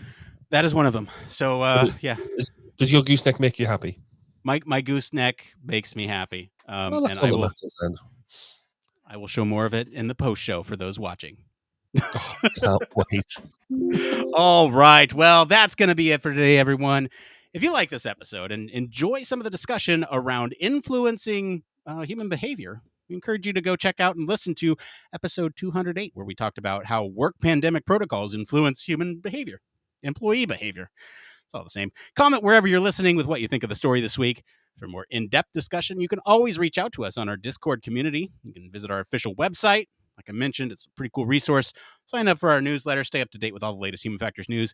If you like what you hear, you want to support the show, there's a couple things you can do. Leave us a 5-star review wherever you're listening, watching now. That is free for you to do. 2, you can tell your friends about us. Word of mouth really helps us grow. And we like that. A podcast growing is a sign of it's a good thing. And 3, consider supporting us on Patreon. If you have the funds to do so and want to support the show, you can certainly do it that way. We are putting that money to good use, I think. And as always, links to all of our socials and our website are in the description of this episode. Mr. Barry Kirby, thank you for being on the show today. Where can our listeners find you if they want to talk about what the story is next week? You can find me on Twitter at Baz_K, or if you want to come listen to me witter on to guests and talk to some really interesting people, find me at 1202 Human Factors Podcast at 1202podcast.com. As for me, I've been your host, Nick Roome. You can find me across social media at Nick_Roome. Thanks again for tuning into Human Factors Cast. Until next time, it depends. If you are hanging out, hang out just a little longer while I get the music going. I don't know why it went away, but here it is. Oh, wow, that's loud. I am drained. I didn't cough all the way through that. I sort of did, but I've never used my mute button so much. I'm pretty drained. That episode was it was hard work. Required a lot of cognitive effort. You held I'm really gutted actually, because influence, particularly social influence, is something I've done a lot of work in. And I talked about before about like sort of brain fog with this COVID thing. I was just sitting there going, I can't remember half the stuff the whole reason for putting the Cialdini stuff in there. Yeah, is I've done so much work around it and actually developed systems around it, and that's kind of what I wanted to get into. And I was like, it's all gone. It's all just that looks so sexy. Isn't it cool? No. Oh, my wife hates it.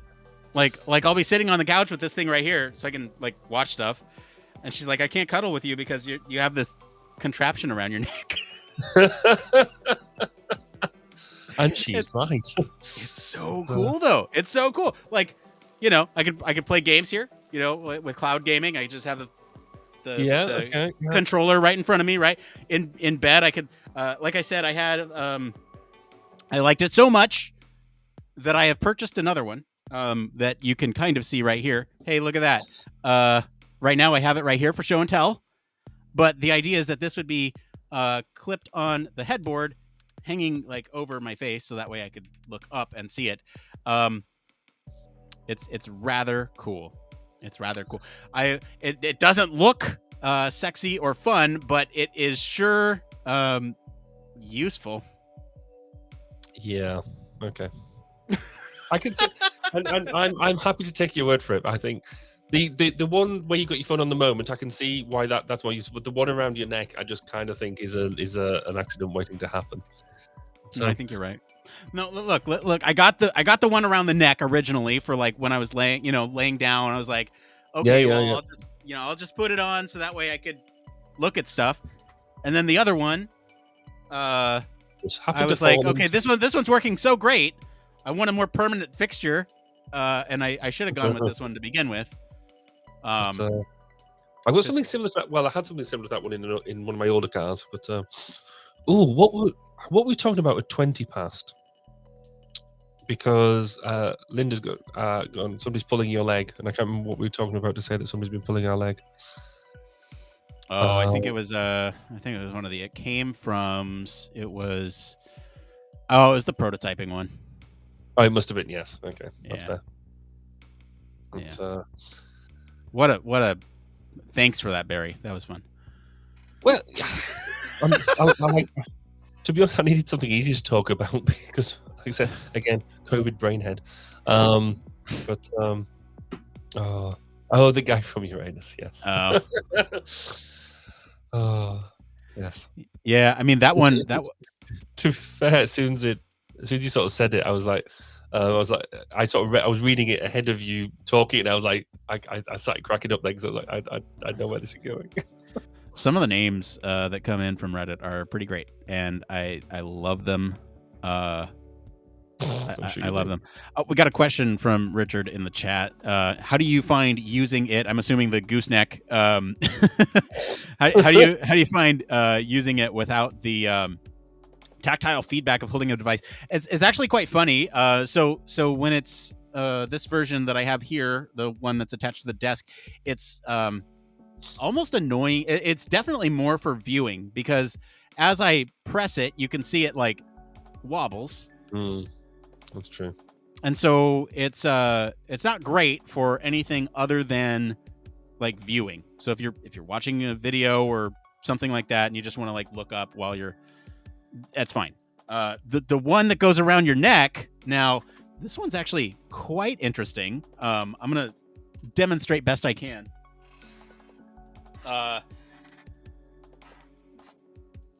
So what's interesting about this one is oftentimes I know.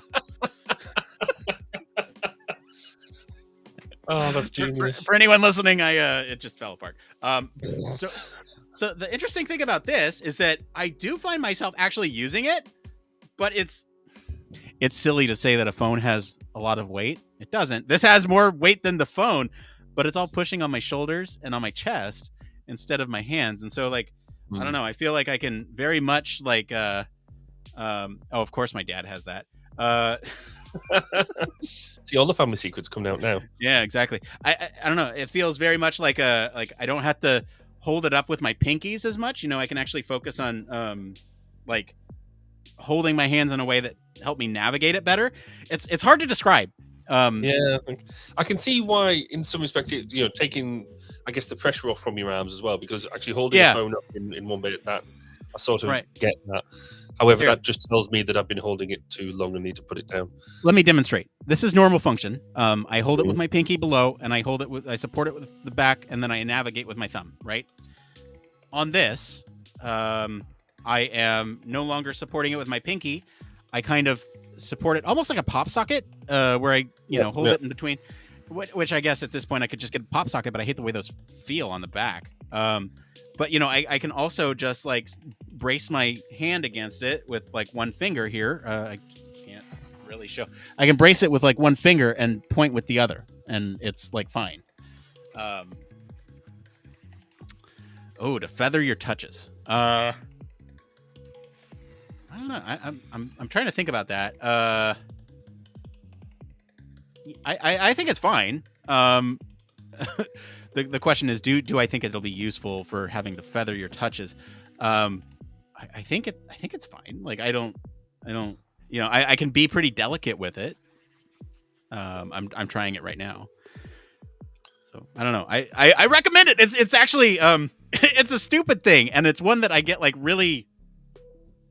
I think, Richard, you should buy one, Richard. Bring it into the office, and then we can have a play with it and see what you think. And then we can, this is what we need to do. Partly what we should do post-show is product review. So if people can send products and do that, then that would work. Dude, that would be great. We could turn those into individual videos too. Yes. Because that is something that I've wanted to do for a while. is product reviews. I want them to be a little bit more thought out. I almost struggle to say post show solely product review. It might be like draft for a product review video. Oh yeah. No, I was more thinking of amusement factor than anything else. Oh yeah. No, I do ultimately want to do reviews where like we go in depth with the usability of something and consider the human factors approaches that they took. Now, I will say there's one other benefit to this. If you want to sort of adjust the pitch of your screen, all you have to do is like shrug your shoulders, and then you get this. Super easy to use. See, just thinking of the range. So think of the use cases. I guess where you can use it, so you use it in the studio. You can use it in bed, as you've already said. I guess when you go to the loo, you can do that. Hands free. Yeah. Yeah, I got versatility. I think. Look, here's the other thing. I have a toddler, and we use a stroller, and so if you have one with a clip, you can clip it onto the stroller and have a semi-stationary screen for them to babysit with. Oh, I thought you were going to say about you watching it then whilst you're pushing it down the down the way. Nah, I guess using it for Richard just pointed out you can use it for vlogging. That's fair. Yeah. Yeah, you know what you could also do is like that cinematography technique that horror movies use where they like focus in on your face. That might be a way to use it, right? If you're not familiar with the technique that I'm talking about, I'm like the paranormal investigators where they have, oh my God, I'm so scared right now, and they're like moving around and the camera's mounted to their chest. You could use it like that. Certainly. I don't know if it's the most efficient way to do that because it is just, it's not super secure. You could like, so you'd almost need around. Like a Velcro or a strap or something to hold it in place, wouldn't you? But yeah, it's a cheaper way of doing it, then it could be interesting. Yeah. Hang on, I will demonstrate here for you all. Here we go. Hold on one moment. So this is in the post show, so I don't mind. Yeah, I guess I guess you could do vlogging with it. Here I am. I think you shouldn't hear me twice, right? It's just once.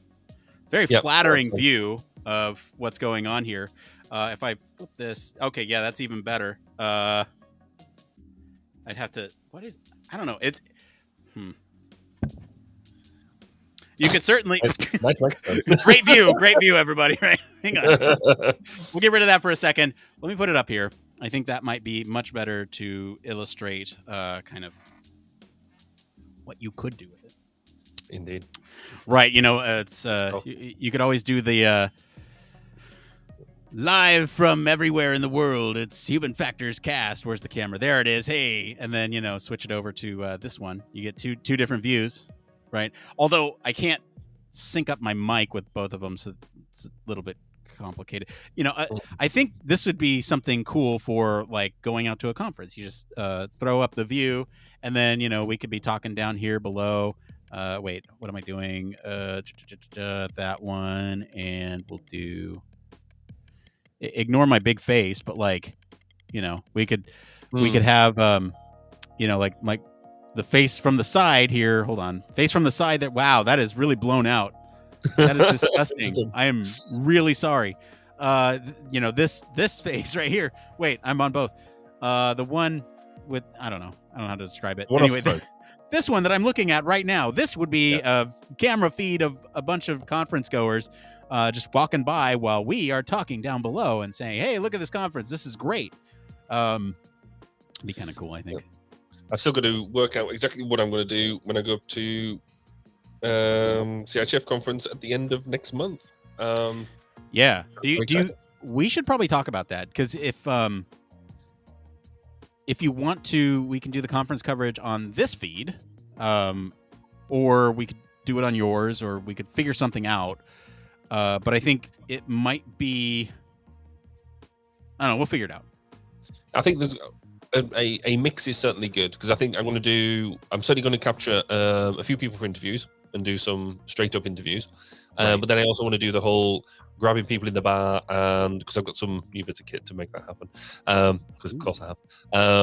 So I've got I might have showed you this before, but I've got my new Rode, just product placement there, wireless mics, which is please sponsor us.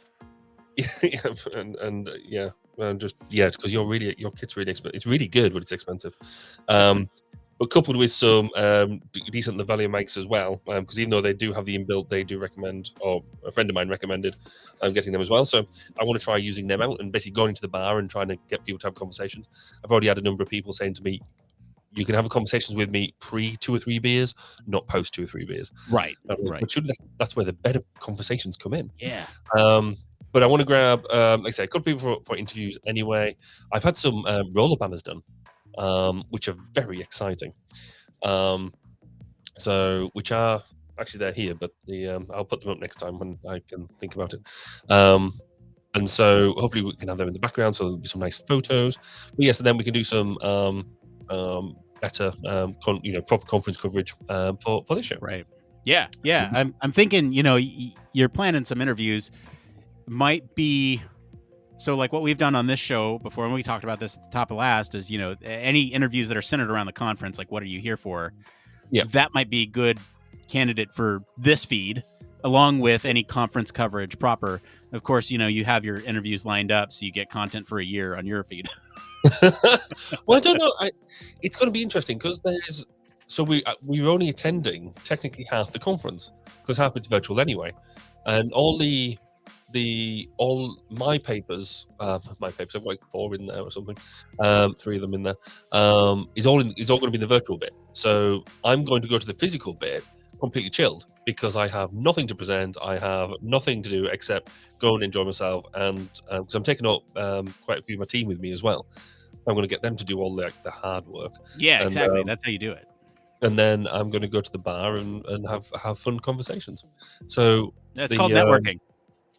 Yes, that one. But I'm quite looking forward to that. It should be quite good fun, because I've never done it that way before, and they promised me a bit of space and things like that. We shall see how it goes. Are you going to have a big fancy booth? Well, I don't know. I've asked for. They said, "What do I need?" They said, "What do you need?" And I said, "Well, I don't really know, because I've never done it before, but I'm hoping to take." Because I could get away with just almost taking my phone and the recording stuff, because you can get actually decent quality recording like that. But look cooler if I take my mixing desk down and some decent, actually set it up properly. I might, don't know what cameras I'm going to take down yet or anything, but I'm going to try and take at least a bunch of kit down so it looks the business. Behind the setup, I've got 3 roller banners, so I can have a big double roller banner and then 2 ones on the side, so it'll actually give a nice backdrop. I know, it's really fancy. I'm quite. My daughter's designed it all as well, and so it's really cool. And then, hopefully we'll do some do some proper sit down stuff and see what happens. But it depends what sort of space they've got me in. They might have me just in a random far corner away from all the fun. So we'll see. Right. Yeah. That's always like when we were negotiating our deal with HFES in 2018, it was very much like they were, what do you want? Red carpet, and they put us front and center too, which was really surprising. Well, I think they've been really good in terms of talking to the conferencing team about, right. They said, what do you want? I was like, I don't really know. I just know I need some power. I definitely need power supply, and I need somewhere to sit, and preferably a table. And then everything else we'll just make it up when we get there. So make sure lighting is okay if you're going to do video. We had them give us lights, and they were great, but they were very hot, and they were difficult to get right, because like if you look at all our interviews, they look kind of blown out and orange. And there are probably better lighting solutions than what we had, but what we had was overkill. That's true. I don't have any Actually, my son has some ring lights that I might be able to just borrow and just not ask him. Pilfering gear off my 12-year-old son. How harsh is that? But yes, I think we'll. There might be some messages or some calls coming in just before I go, saying, "What do you think I need?" Oh yeah. But Yeah. it'll be fine. What could possibly go wrong? The famous last words. Exactly right. So when is this? It's April 25th, 26th, I want to say. Okay. Calendar. And what Monday, April 11? Wait, is that the online? The online is 11/12. 25, 26 is in person. And then, but I think there's going to be quite a few people there, so it'll be it's good. What I really like about the Gnomes conference is, you've got all the lectures and stuff which are fab, but it's the most fun social one to go to as well, because people are nice and talk to each other and have a bit of a chat and a catch up and stuff. So even the first one I went to, where I didn't know anybody and was properly terrified, everybody was still really nice and lovely. So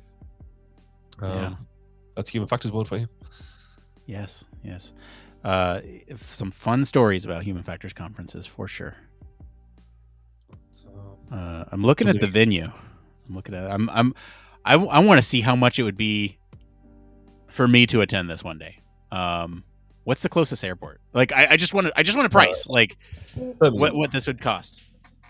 Birmingham Airport would be your closest, but you might Birmingham's in international, so you'll probably be able to fly into there, or you'd be flying into Manchester. Here. Okay, so it's all right. Hold on. So it's for one person, it's close to $900 to fly, and a 18-hour flight, which whatever, big deal. And then, so I'm not even looking at April. I mean, this would be kind of expensive now because I'm looking at it so late. But if you look at April next year, for example. Yeah. So this year it'd be close to 2,000. So you know what? I don't know if it'll go out that far, since it's more than a year away. But I can do like February, just for example. Mm-hmm. Yeah. Let's do like a February weekend. It's the furthest out I can get. Wow,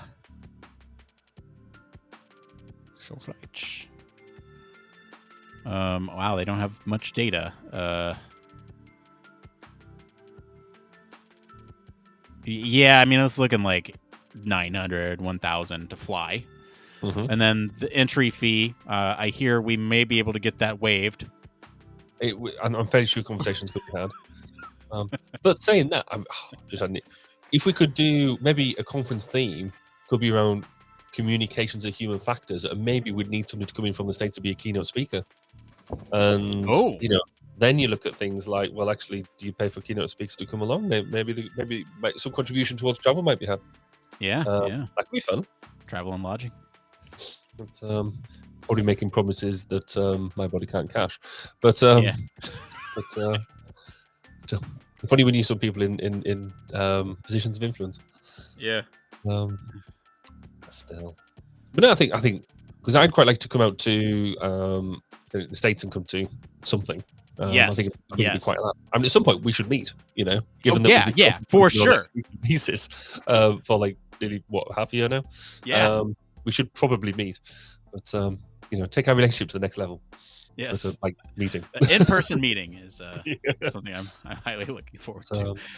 Yeah, I would love it if you came to HFES one of these years and we'd catch up, and it might be a good thing to start thinking about next year. This year's 6 months out. We're kind of past some of the deadlines, I think, for submission stuff. But I'm hoping to go for just to cover it, and to kind of see what's new. But because it's been a while for me, it's been since 2018 was the last time I went. I didn't go in 2019 because my son was born. 2020 was online only. 2021 was online hybrid, but I didn't have the resources to go. So it's like, yeah, this year I feel like I need to go. Yes, I'm. Yes, well, I have to go this year for a number of reasons. But the yeah, I'm just really looking forward to it. It's just going to be just so nice to see people back together. I mean, I did the last conference I presented at, sort of the small conference was in December, and that was quite nice to be just presenting back to a room. Because remember tonight I was meant to have a rush job because I was meant to be presenting. I was meant to be doing my hybrid presentation tonight, which I wasn't really looking forward to, if I'm honest. And especially as it turns out that the week before we found out that only 5 people had registered to come in person, but around 200 people had registered to attend online. So the way that normally works out, I've found, is if you normally get about half to 2/3 of the people who register actually turning up. So registering coming online. So you get 100, 150 people online, yet 5 people in the room. So I did sort of turn around and say, is there any point in doing the whole physical room bit, given that you have to we have to pay for the room, you have to pay for the refreshments and all that sort of stuff. Why bother? But the committee was very keen that we still do the hybrid. And I was like, okay. Yeah. And given I've not done it before, then I was like, it's a good learning experience for me. But then literally, you could tell how much out of it I was sort of Wednesday morning, yesterday. Tuesday night out is when I sort of tested, and then I sort of messaged going, oh, terribly sorry, tomorrow night. I know it's short notice tomorrow night, I can't do it. And they're like, you mean Thursday? I'm like, oh yeah, I'm a day out. But so I've given you loads of notice. What am I complaining about? So I had to cancel it last minute, which was no doubt very disappointing for everybody who was going to turn up. The fact that they get their Thursday night back. But hopefully just a postponement, because I did actually spend time doing the slides. The slides are all there, and I knew there was even some funny jokes in it. I hope so. Well, sort of funny. Well, I thought they were funny, but and now having just said that, I can't even remember what they were. Brain fog. You can yeah. blame it on the brain fog. It's which is fine when I've got COVID, but I don't know what I use an excuse when I don't have COVID. Yeah. So I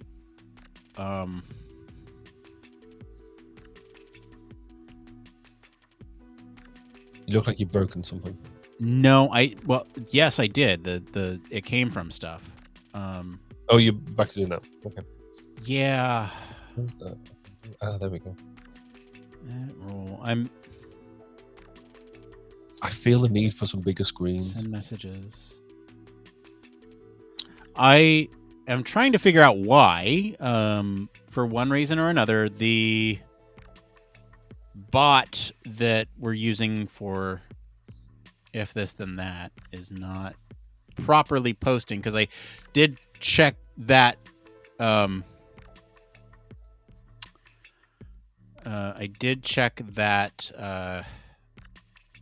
that connection is not working, which is surprising to me, but I'll figure it out, I guess. I don't know why. I'm looking at the permissions and I'm like, yeah, no, everything looks fine. Like I don't understand why this is. I used to really like it if this and that, but then I don't know, it seemed to become harder to use. And then more recently when I've gone back into it, because I want to be able to use my Stream Deck to switch on my lighty thing up here, the light in the background, and I should be able to do it, and I can't make that work. So that's where I've sort of fallen out with it. And it should be relatively simple to do. It should be, but I just don't have enough. You link it up with like wireless like what am I thinking? Yeah. I'm having brain fog. The plug. You don't have COVID. You've got no excuses. Yeah, I don't. Well, the medication's wearing off. It's the end of the day, so that's my excuse. No, it should link up because it's linked up to an app. I know the app can connect to Alexa, and so that means that it should work with this if this and that, and that means I should be able to push it from the Stream Deck to make that work. Right. But I just can't get all that to line up at the moment. And it requires me to have some time to sit down and actually, think about it and learn the new thing. But I'm currently trying to learn a new language at the moment, and that's taking up all my spare brain space. Well, I'm all out of brain space too, so why don't we go ahead and wrap up? If you've been watching with us, thank you for sticking with us through the post show. This two dudes rambling. Very good rambling, though, I thought. Yeah, it's all right. High quality ramble. And thank you for dealing with the show and all that stuff. It's been fun, and thank you all. And we'll be back next week, hopefully with less brain fog. Yay! I might be better by then. So have a good one.